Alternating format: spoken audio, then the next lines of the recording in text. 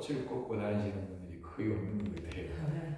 이렇게 꽃 이렇게 꽃다발로 다니는 선물을 주다 보니까 집에다 이렇게 비치해 놓고, 저희들도 요즘은 이제 꽃 선물하지 말고 현금 주라. 그게 더 나은 거예요.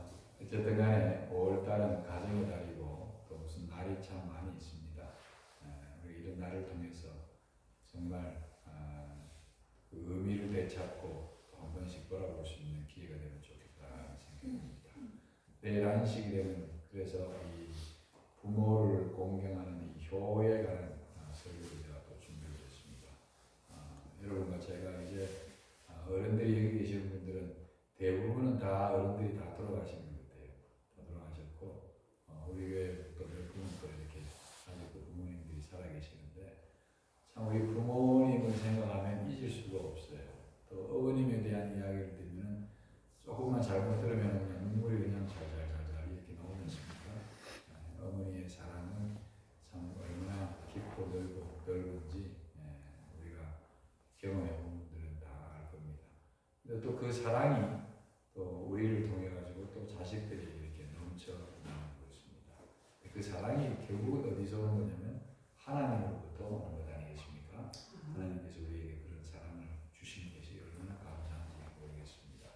그 사랑으로 하나님을 사랑하고 또 내 이웃을 내 몸과 같이 사랑하고 자식도 사랑하고, 이게 우리 그리스도인들이 가져야 할 아름다운 사랑인 것입니다. 자, 이제 우리 성령 문제, 주님이 가장 크게 다루신 주제, 지난 시간에 가장 크게 다루신 주제가 뭐라고 했죠? 예수님께서 가장 크게 다루신 주제가 뭐였죠? 성령의 권능을 부어주시는 문제였다 하고 제가 여러분들에게 말씀을 드렸습니다.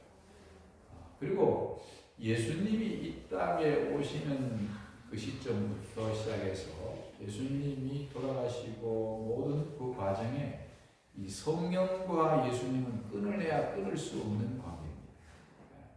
그래서 몇 가지 좀 소개해드리면, 지난 시간에 조금 하다가 말했는데요. 예수님과 이 성령과의 관계, 첫 번째는 성령으로 예수님이 잉태되었습니다. 마태복음 1장 18절에 요셉과 점언했지만 동거하기 전에, 약혼했지만 동거하기 전에 이미 성령으로 잉태되었다. 예수님의 이 성령의 잉태는 참 놀라운 신비한 사건입니다. 그래서 성경 주석에도 예수님의 성육신은 숭고하고 측량할 수 없는 기적이다. 그 다음 말이 또 굉장히 의미가 있어요. 성육신의 신비는 그것이 있게 한 겸비한 사랑의 신비에 비하면 아무것도 아니다. 이 의미를 아시겠죠? 그러니까 성육신의 신비, 그것도 굉장한 기적인데 그거보다 뭐예요? 그것이 있게 한 겸비한 사랑의 신비, 그게 뭐예요? 하나님의 사랑이에요. 하나님의 사랑이 성육신의 신비보다 더 뭐하다는 겁니까? 비교할 수 없을 정도로 더 크다는 것입니다. 그 하나님의 사랑이 예수 그리스도 하나님을 성육신으로 오도록 해준 것입니다. 그래서 사실은 성육신의 신비보다는 하나님의 사랑이 더 놀라운 신비고 더 놀라운 기적이라는 것을 여러분들이 기억하시면 될 것 같습니다. 여기 1905년도 화립부인이 쓴 편지 65쪽에 보면 크도다 경건의 비밀이여 그리스도의 생애는 신비들이 있다. 비록 우리들이 그것들을 다 설명할 수 없겠지만 마땅히 믿어야 할 것들이다. 이런 것들을 다 뭐 해야 된다고요? 믿어야 할 것들이다. 그러면서 여러분과 저의 삶에 주님을 향한 믿음을 잉태케 하신 분도 성령 하나님이십니다.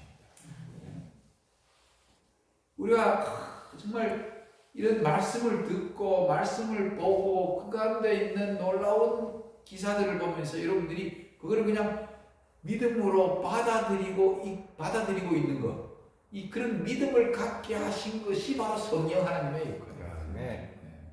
이게 아무나 되는 게 아닙니다. 어떤 사람은 힘을 붙잡고 막 수도 없이 가르쳐줘요. 제가 합천에서 그 장로님의 그 육촌 동생이 있는데 그 사람이 술을 참 너무 좋아해요. 술을 못 끊어요. 나이가 뭐냐면 50이 지금 넘었는데도 아직 장가도 못 보고. 그래서 부모님이 골치고. 그 사람을 제가요 매주마다 해가지고 거의 한 5개월을 가르쳤어요. 와서 들을 때는 다 그런데 마지막으로 문자를 보냈어요. 목사님, 제가 다 이해는 하지만 제가 이게 마음에 믿겨지지가 않습니다. 그래서 저한테 이렇게 너무 많은 노력을 기울이지 않게 되기를 바랍니다. 그 어떤 사람은요 아무리 설명을 하고 아무리 쉽게 이해를 시켜도 그걸 뭐 하지를 못해요? 받아들이지를 못해요. 성령 하나님이 역사하시는데도 자꾸 밀어내는 거예요. 마음에 의심이 있고 불신이 있고. 그래서 저와 여러분들이 이렇게 하나님의 말씀을 그냥 액면 그대로 순수하게 잘 받아들이는 이 믿음은 너무나 귀한 축복입니다. 네. 너무나 큰 축복이에요. 여기 시대의 수망 507쪽에 예수께서 하나의 인간으로서 사람들 가운데 걸어다니신 치욕적인 그의 모습을 바라볼 때에 제자들은 그분의 성육신의 신비가 뭐예요? 인성과 신성을 겸해서 가지신 그를 이해하지 못했었다. 제자들도 처음에 예수님의 그 성육신의 신비, 예수님은 신성 100%, 인성 100%의 몸으로 오셨어요. 그는 근본 하나님의 본체시라고 했어요. 빌립보 2장 6절에. 그분은 하나님이시기 때문에 하나님 자체를 없앨 수가 없는 거예요. 근데 하나님이시기 때문에 인간의 몸으로 오실 수 있는 거예요. 여러분들이 아무리 꽃을 좋아한다고 하도 여러분들이 내가 꽃이 될 수 있습니까? 이런 꽃하고 대화를 하고 싶은데 제가 고양이를 좋아하지만 고양이가 제가 될 수가 없어요. 근데 예수님은 고양이로 바뀔 수가 있어요. 그건 하나님이세요. 창조주이기 때문에. 근데 예수님이 이 땅에 오셨을 때 신성 100%, 인성 100% 오셨지만 자기 자신의 유익을 위해 자기 자신을 보호하기 위하여 예수님이 신성을 쓰시지 않으셨다고 했어요. 인간의 모든 고통과 시험을 다 체결한 분이 바로 예수님이셨어요. 인간의 인성을 가지시고요. 근데 이 성육신의 신비, 인성과 신성을 겸해서 가지신 것을 제자들이요 이해를 하지 못했다고 했어요. 그들의 눈은 저희 견해에 붙잡혀서 인성 가운데 계신 신성을 충분히 깨달을 수 없었다. 그러나 그다음에 성령의 마음을 받은 후에 깨우치심을 받은 후에 그들은 예수를 다시 보고 그의 발 앞에 나가기를 얼마나 사모하였던가. 이 살아계신 예수님 하나님이 이 땅에 오셨는데 그들의 머릿속에서는 이 정치적인 메시아관이 탁 차 있었어요. 어떻게 하면 이 유대나라 저기 바벨론으로부터 멸망당하고 난 다음에 나라를 잃어버렸잖아요. 흩어진 민족이 되었어요. 그래가지고 바벨론, 메도 페르시아, 그리스 넘어가서 지금 로마 제국의 속박 아래 있었어요. 지금 뭐냐면은 수많은 세월 속에 뭐냐면 그들은 나라를 잃어버렸어요. 그들의 머릿속에는 메시아가 정치적인 메시아를 기대했던 거예요. 그래서 그것에 너무 몰두해 있었기 때문에 예수님의 성육신의 신비를 받아들일 겨를이 없었어요.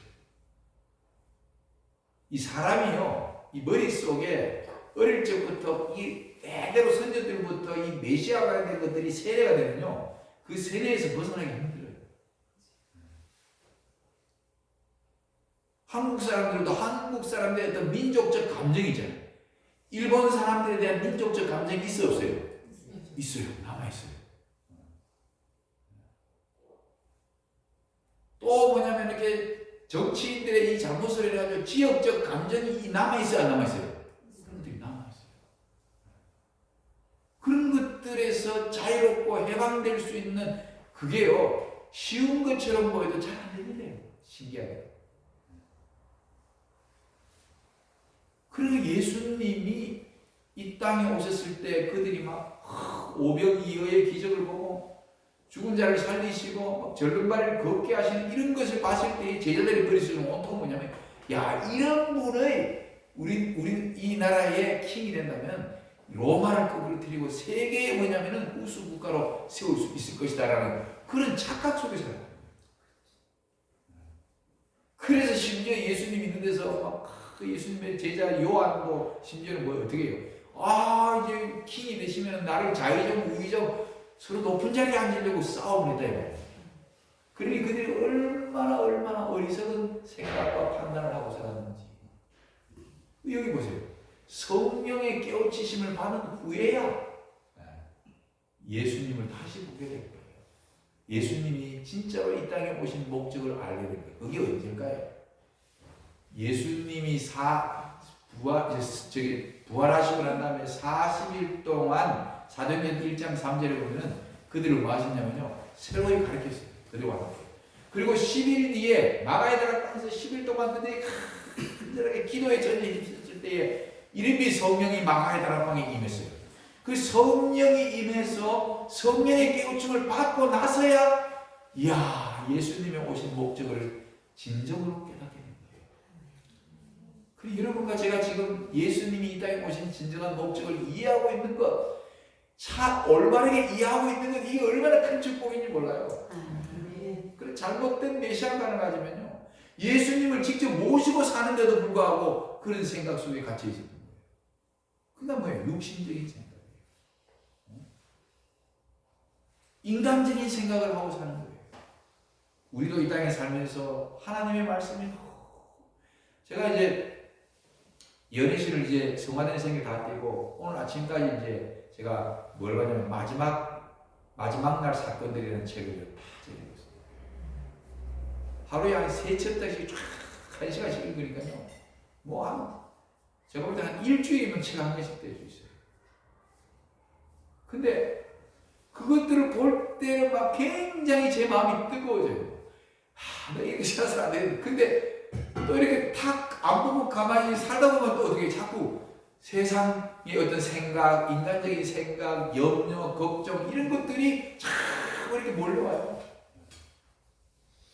이게 인간의 영향감이에요. 여러분들이 말씀 들을 때는 말씀대로 살고 그렇게 해야지 하는 마음이 있는데, 교회를 바깥으로 딱 나가는 순간부터 어떻게 해요? 이 들었던 거 다 까먹고 어디 갔는지. 듣는 것으로 사람의 생애의 변화가 확 일어나면 얼마나 좋겠습니까?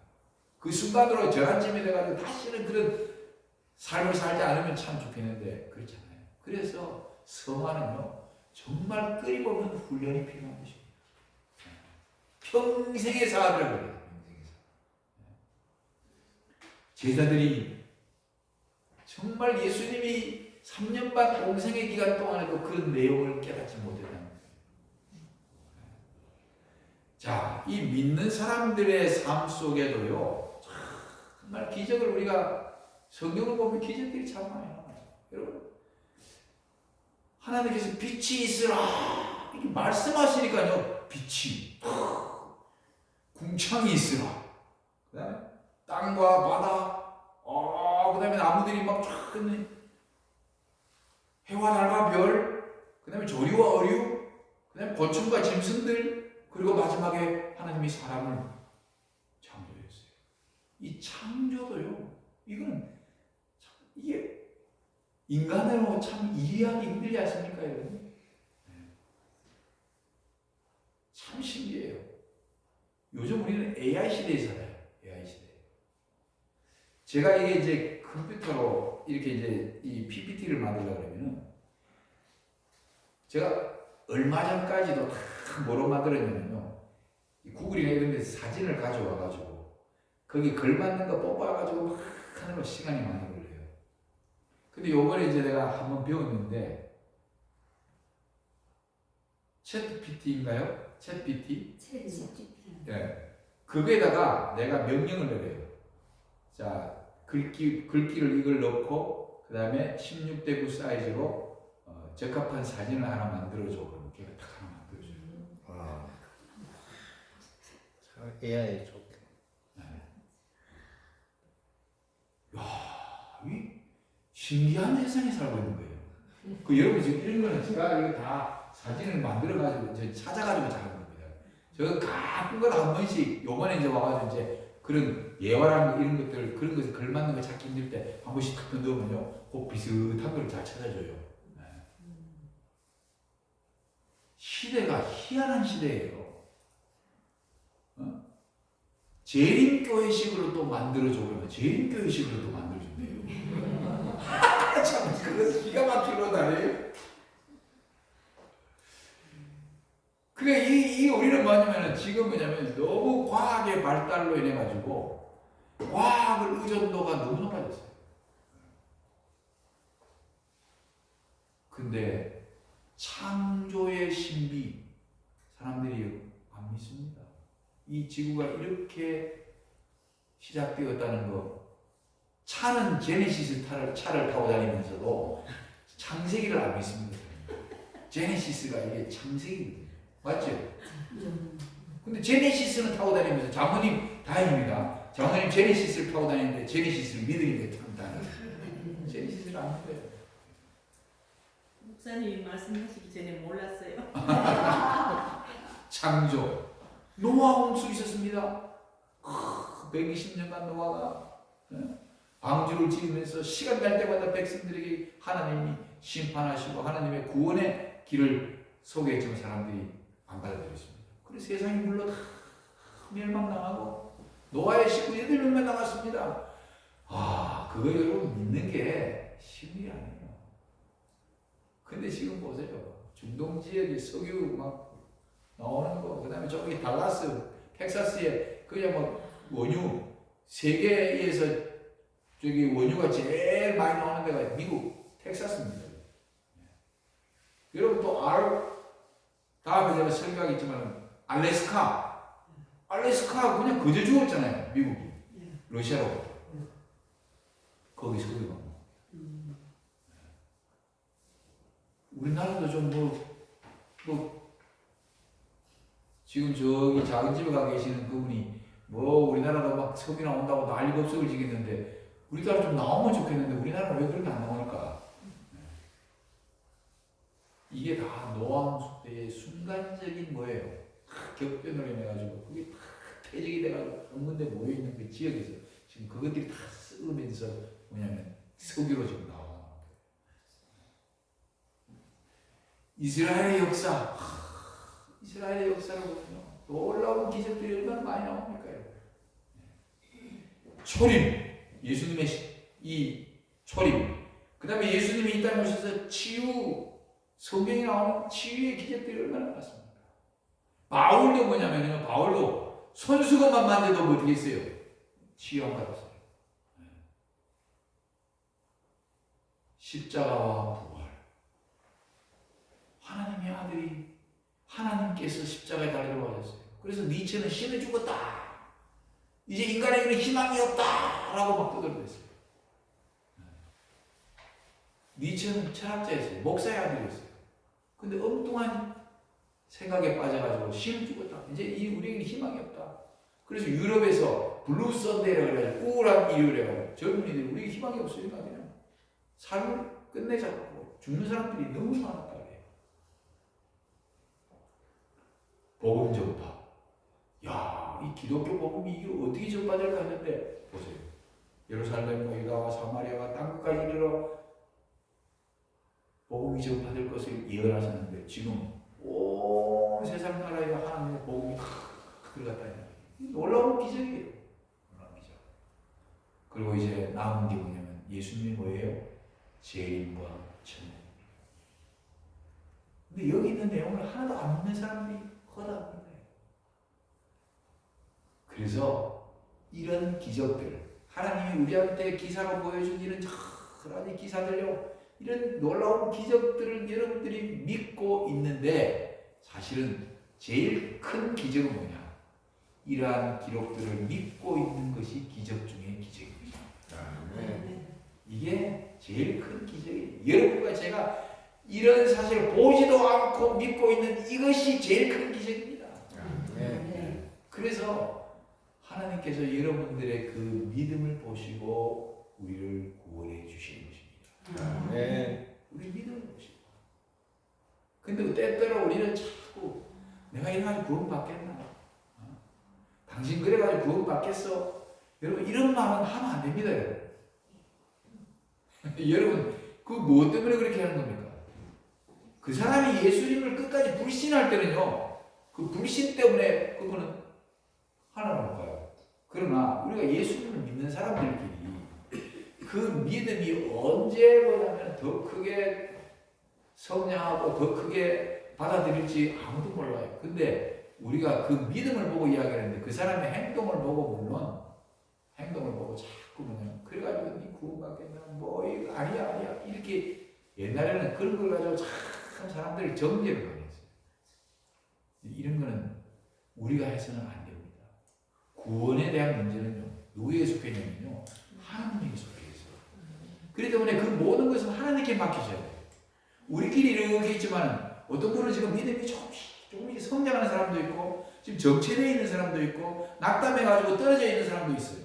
그러나 뭔가 그래도 믿음으로 뭔가 붙들고 막 살려고 하는 어떤 그런 의지를 지금 여러분과 저는 다 갖고 있어요. 그게 언제 또 그냥 확 자라는지 아무도 몰라요.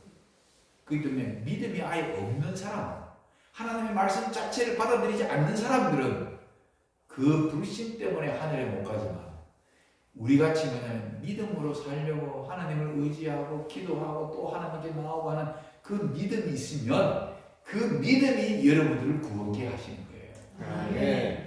그러니까 믿음 때문에 막 아무렇게나 살고 못되게 살고 부정직하게 살고 그런 말이 아니에요.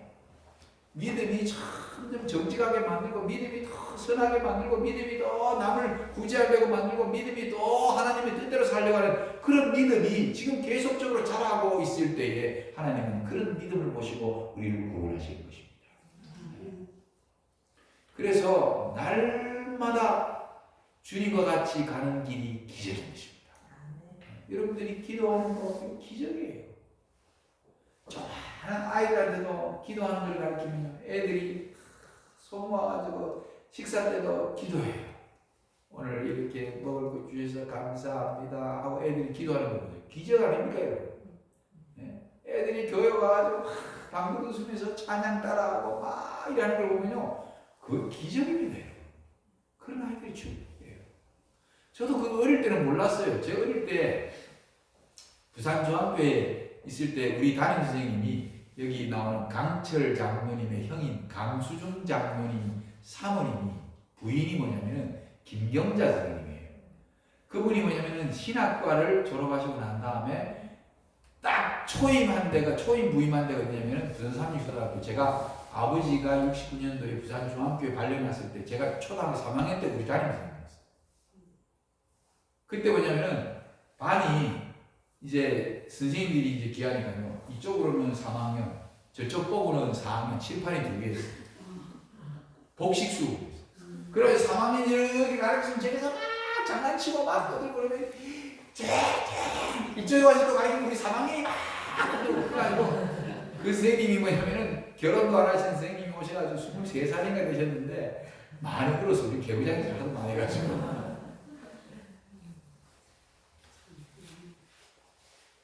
근데 그 선생님이요 안식일만 되면은 성경 이야기 해주는데 이야기를 너무 재밌게 하시는 거예요. 그래가지고 그래도 안식일에 그 선생님 이야기 들으려고 가지고 앉아있으면 그 성경 이야기를 너무너무 지금도 그 선생님 하면요 와 선생님의 그 동화 이야기를 너무너무 감동해요. 근데 어릴 때 그 받아들였던 그 믿음이요 하나님이 살아계시고 하나님을 잘 믿어야 된다는 거 그 다음에 기도해야 된다는 거 이런 어릴 때부터 들었던 거예요. 그런 것들이 제 마음속에 지금도 남아가지고 그냥 어릴 때부터 그런 신앙을 받은 게 이게 아주 오토매틱으로 다 뭐냐면 그걸 순응하고 다 따라가는 거예요. 그러니까 복이잖아요. 그런 복이 있어요. 나이가 막 한 70, 80 돼가지고 오만 세상적인 모든 것들이 그냥 다 버리고 꽉 차 있는 사람들이 예수님 받아들이려면 얼마나 힘든지 몰라요. 예? 생각해보세요. 거기다가 뭐 공부도 좀 많이 하고 막 똑똑한 사람들은요 더 받아들이기 힘들어요. 얼마나. 그래서 마음이 가난한 자, 심령이 가난한 자가 복이 있는 거예요. 내가 주님의 존재를 믿고 설명할 수 없는 것조차도 믿고 산다는 것이 가장 큰 기적입니다. 아멘. 기적이에요. 그래서 오늘 여러분들이 이 교회 오셔가지고 전부 다 한 번 한 번 다 기적들을 보고 계시는 거예요. 아시겠죠? 나는 기적의 사람이다. 아멘. 나는 뭐라고요? 기적의 기적의 사람. 왜? 내가 보지도 않고 그런 것들을 하나님의 말씀으로 인정하고 그것을 받아들이고 살아가는 것이 이게 기적입니다. 기적. 그래서 주님 주와 같이 가는 길 날마다 기적. 성령으로 잉태되어 나신 예수님, 그와 같이 매일 매 순간 여러분과 제 삶에 우리 마음에 성령을 잉태케 해달라고 기도하시기 바랍니다. 아멘. 성령이 잉태되면요, 성령께서 여러분들의 생각을, 여러분들의 입술을, 여러분들의 모든 행동을 좌지우지하기 때문에 그분에게 맡겨진 인생은요 다 바른 길로 가게 있습니다. 육으로는 할 수 없는 것 영으로 할 수 있다고 했어요. 로마서 8장을 꼭 읽고 로마서 7장과 8장을 꼭 읽으십시오. 그래서 로마서 8장은 성화의 장이에요. 그 성화를 가능하게 하는 게 뭘까요? 바로 성령 하나님이에요. 성령 하나님. 예수님이 내가 가시고 난 다음에, 내가 떠나고 난 다음에 너희에게 성령을 보내주시겠다. 이게 너희에게 유익하라 그랬어요. 내가 떠나는 것이. 왜요? 성령 하나님께서 여러분들의 마음을 변화시키고 예수 그리스도의 모습으로 닮아가도록 이끌어주시는 그 능력이 바로 성령의 능력으로 가능한 것입니다. 아멘. 그래서 매일 여러분들의 마음속에 성령이 잉태케 되기를 간절히 바랍니다. 아멘. 자, 그 다음에 이제 예수님과 성령, 두 번째는 성령의 침례예요. 예수께서 침례를 받으시고 물에서 올라오실 때 하늘이 열리고 하나님의 성령이 비둘기같이 내려 자기 위에 임하심을 보시더니, 마태복음 3장 16절. 자, 이 장면은 예수님께서 이제 공식적인 생애를, 공적 생애를 시작할 때에 예수님이 뭘 받으셨어요? 침례를 받으셨어요. 이게 AD 몇 년입니까? 30년. AD 30년이에요. AD 27년. 제가 잘 AD 27년에 예수님이 침례를 받으셨어요. 이 공식적인 생애를 시작할 때 나이가 30세였어요. 근데 이 예수님이 침례를 받으시고 물에서 올라올 때에 성령이 비둘기같이 임했다. 그리고 하늘에서 음성이 났는데 이는 내 사랑하는 아들이요. 그 누구의 음성이에요? 하나님의 음성이에요. 그러니까 예수님께서 인간의 구속을 위하여 공생애를 시작할 때에 침례를 받음으로 말미암아 시작했는데, 그 침례 예식 속에 삼위 하나님께서 다 임재하셨어요. 아들 예수님은 침례를 받으시고, 예수님이 죄가 있으셔가지고 침례를 받은 게 아니죠. 우리에게 의의 본이 되기 위하여 예수님을 믿는 사람들이 가야 할 길을 주님께서 보여주신 거예요. 그때에 성령께서 비둘기같이 임하고 하나님 아버지께서 이걸 뭐예요? 예수님의 공식적인 생애를 성령으로 인치신 거예요. 그리고 하나님께서 인정하신 것입니다. 그래서 이 예수님의 구속의 역사는요, 삼위 하나님께서 함께 시작하셨고, 그 구속의 사역을 위하여 그분들이 한 마음으로 한 목적으로 일하시는 거예요. 그래서 일체인 것입니다. 삼위일체예요. 우리가 군사부 일체, 그게 뭐예요? 네? 군사부 일체가 뭐예요? 군이 뭐예요? 임금이 누구를 사랑하는 마음요? 백성을 사랑하는 마음. 그 다음에 사는 뭐예요? 스승사자. 선생님이 누구를요? 제자들, 학생들을 사랑하는 마음. 그 다음에 부모가 누구를요? 자식을 사랑하는 마음. 그것이 뭐다랍니까? 하나랑 똑같다 이거예요.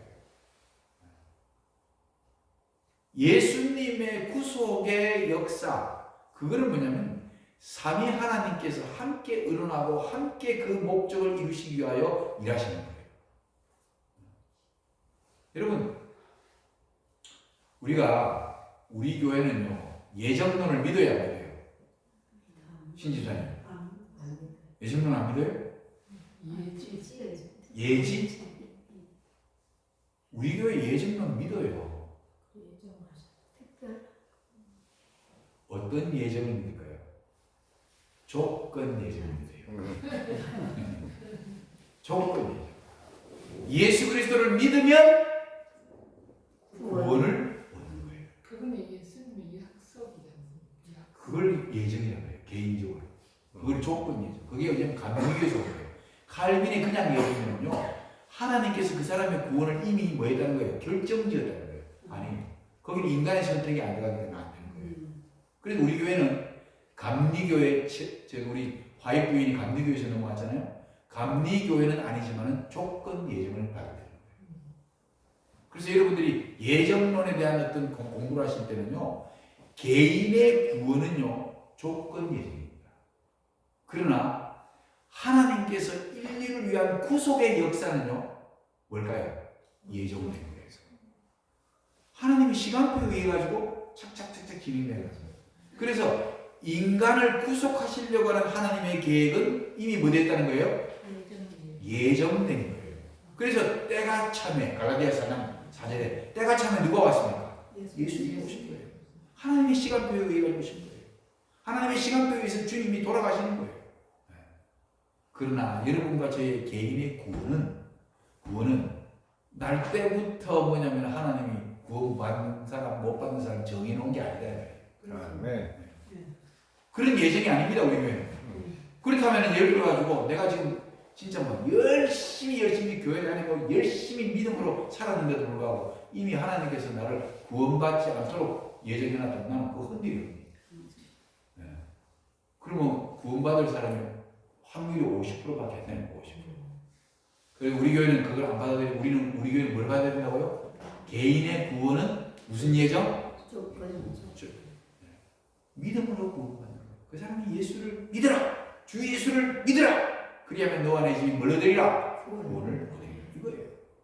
우리 교회 이겁니다. 그러니까 여러분들이 혼돈하시면 안 돼요. 지금 예수님이 침례를 받으러 오시는 그거 다 예정된 거예요. 이거는 인간을 구원하시고자 하는 하나님의 계획표에 대해서. 다니엘서 2장에 나오는 금나라, 은나라 이거 다 하나님께서 만들어 놓은 뭐예요?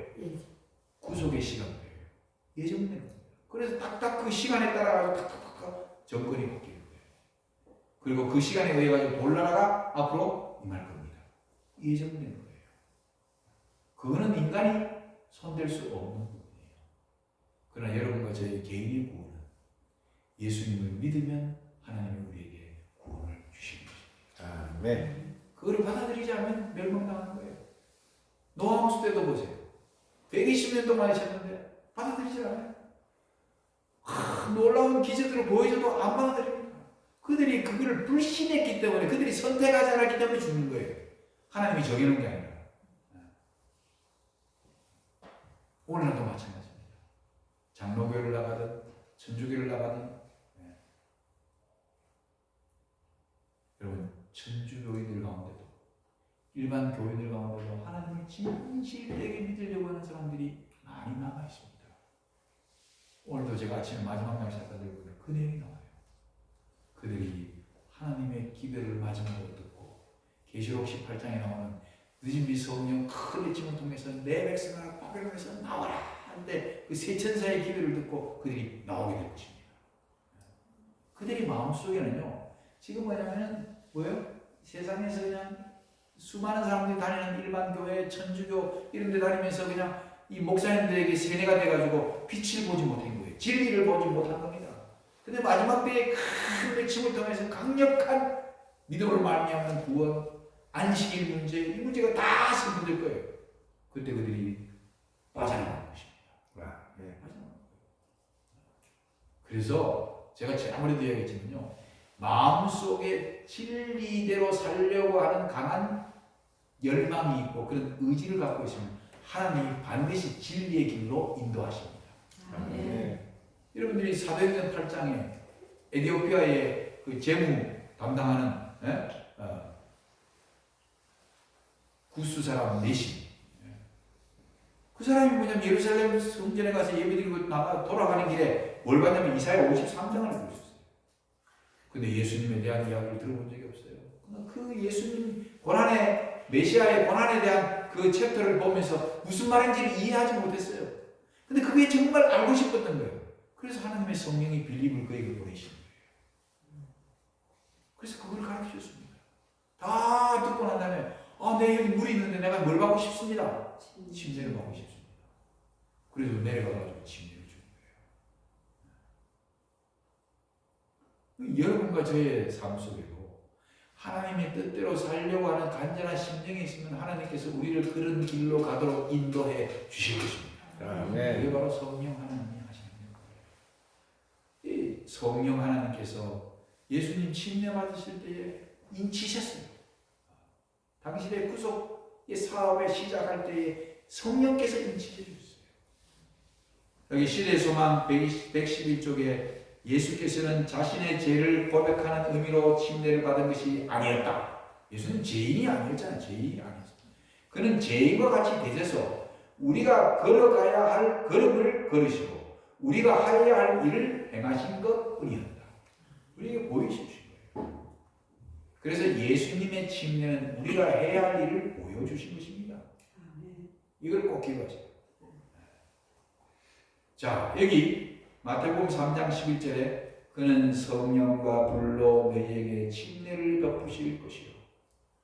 마가복음 1장 8절에 그는 너희에게 성령으로 침례를 베푸시리라. 그가 곧 성령으로 침례를 베푸는 이인 줄 알라 하셨기에 요한은 물로 침례를 베풀었으나 너희는 맨날이 못되어 뭐로? 성령으로 침례를 받으리라. 성령을 불로 묘사했어요. 왜요? 죄를 태우는, 죄를 도말시킬 수 있는 그 침례, 그 성령의 침례를 여러분과 제가 다 받으셨습니다. 하나님께서 그걸 이루어놓으신 거예요. 자, 여기 이 물, 중생의 씻음, 물로 씻어, 맑은 물로 씻어, 이게 제사함 받는 침례예요. 요한복음 요한복음 3장 5절 들은 사람 다 성경에 나오는 이 내용입니다. 요 내용은 앞에 나오는 내용들은 다 제사함 받는 침례. 근데 그 다음에 나오는 물과 성령, 그 다음에 중생의 씻음, 성령의 새롭게 하심, 말씀으로 깨끗게 하심, 악한 양심에서 벗어나게 하는 이게 죄에서 구원받는 성령의 침례예요. 그리고 하나님 나라에 들어가고 우리를 구원하시고 거룩하게 하시고 하나님께 나와 이건 멸망받지 않고 구원받는 거예요. 이게 한마디로 말하면요, 이런 성경절의 이 표현들이 이 죄의 본성, 죄의 습관, 죄의 결과로부터 구원받는 바로 성령의 침례를 받아야 할 것을 우리에게 이야기하신 거예요.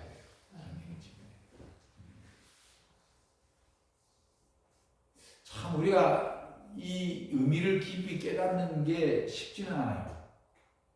사실 이제 침례 받을 때에, 침례 받기 전에 뭐에 대한 이야기를 해줘야 되냐면 이 성령의 침례가 무엇인지를 잘 설명을 해줘야 돼요.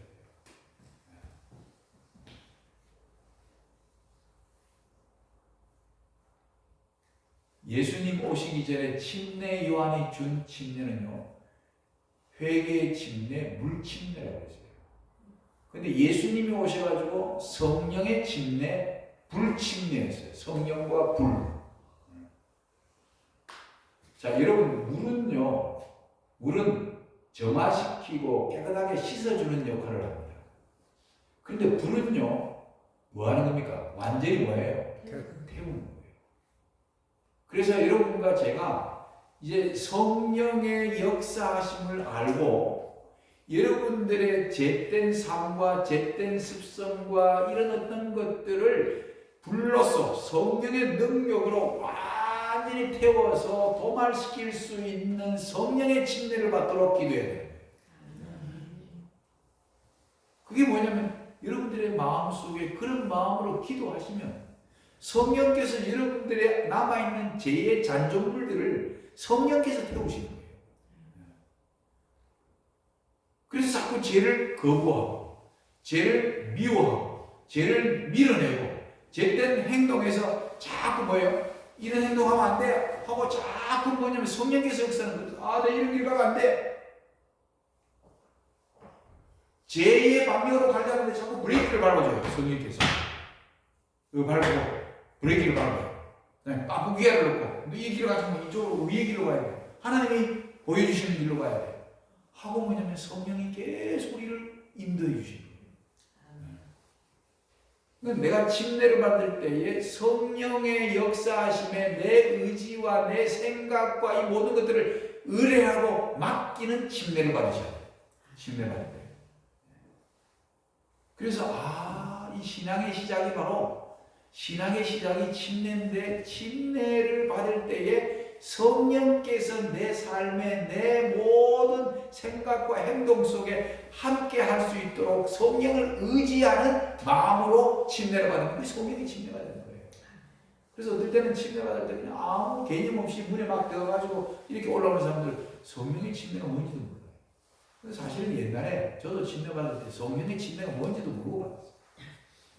제가 중학교 1학년 때 전세영 목사님한테 침례를 받았는데 그냥 옛날에는 뭐였냐면요. 안식일날 9시 반 안식일학교 시작 전에 8시 반부터 MV 향상급이라는 게 있어요. 들어보셨어요? 네, 했습니다. 집사님 들어보셨어요? 했습니다. 했고 네. 여기 집사님은 잘 모르고 신집사님 알아요? 잘 모르죠. MV 향상급 요즘 저기 개척 때 패스파인더예요. 근데 그거 공부 다 하고 나면요 그냥 침대줘요. 근데 어떤 애들은 그 공부만 마쳤지 뭐가 뭔지도 모르고 침대 받아요. 저도 그랬어요. 중학교 다닐 때 아버지가 침대 주는 장면은 많이 봤는데 뭐 그런 침대가 뭔지도 모르고 저는 침대 받았어요. 여기 계시는 분들도 그런 침례가 뭔지도 모르고 침례 받은 분들이 여기 있을 거예요. 한마디로 말하면 침례 받을 때 제일 중요한 게 여러분들의 마음을 하나님의 성령의 지배를 받을 수 있도록 여러분들의 의지를 성령 하나님께 맡기시기 바랍니다. 아멘. 그럼 성령께서 우리의 이 잿된 습관과 잿된 생각과 잿된 의지를요 불태워버려요. 그래서 불로 태워서 완전히 없애야 돼요.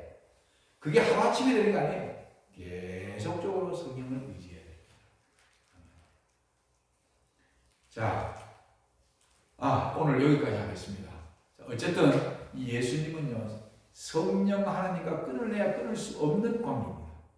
제가 5가지를 준비했는데 앞으로 3가지를 더 설명하겠습니다. 자, 예수님도 이렇게 성령과 끊을래야 끊을 수 없는 관계를 맺고 이 땅에서 사역을 하셨는데 여러분과 저도 이 땅에 살면서 성령의 하나님의 도우심이 없이는 한 걸음도 나아갈 수 없다는 것을 기억하시기 바랍니다. 아멘. 우리가 교회에서 어떤 계획을 세우고 무슨 일을 할 때에도 그 계획 속에 성령께서 함께 하실 수 있는 자리를 만들어야 돼요. 어떤 일을 할 때에도 성령께서 하게 하셔야 돼요. 제가 이렇게 신앙하면서 그 하나님 만나고 난 다음에 쓰는 용어 가운데 제일 뭐냐면 제 마음속에 와닿는 그리고 제가 경험한 제일 큰 은혜의 용어가 뭐냐면요. 이 말이에요. 하나님이 하게 하시는 능력으로 뭔가를 해야 됩니다. 하나님이 하게 하시는 능력. 여러분들의 의지로 하는 게 아니고, 그죠? 떠밀려가지고 하는 게 아니고, 내가 무슨 직분을 맡았기 때문에 하는 게 아니고, 하나님이 하게 하시는 능력으로 뭔가를 봉사하고, 헌신하고, 희생하고 할 때에 그 모든 헌신과 희생과 봉사가 가치가 있고 의미가 있고 기쁘고 행복한 것입니다. 아시겠죠? 기도도 하나님이 하게 하시는 기도를 해야 돼요. 말씀도 내 의지로 뭔가 보려고 하는 게 아니라 하나님께서 나로 하여금 성경을 보지 않고서는 견딜 수 없는 심령을 달라고 기도하셔야 돼요. 그런 경험을 맛봐야 됩니다. 우리가 어쨌든 성령 하나님이 이렇게 중요합니다. 예수님이 그래서 가장 크게 다루신 주제가 성령의 권능을 부어주시는 주제였다는 것 마음속에 꼭 새기시고 오늘 저녁도 성령과 함께하는 저녁이 되시기를 바라면서 말씀을 마치겠습니다.